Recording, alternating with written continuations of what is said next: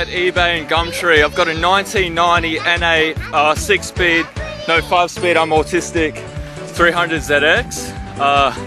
It's got 260,000 Ks on the clock, pretty decent condition. It's just got like stocky 15s on it at the moment, roadworthy tread. It actually passed the roadworthy like 3 weeks ago or some shit. Look, I'm not too concerned with how much I get for it. Timing belt's good. Recently just did the injector O-rings.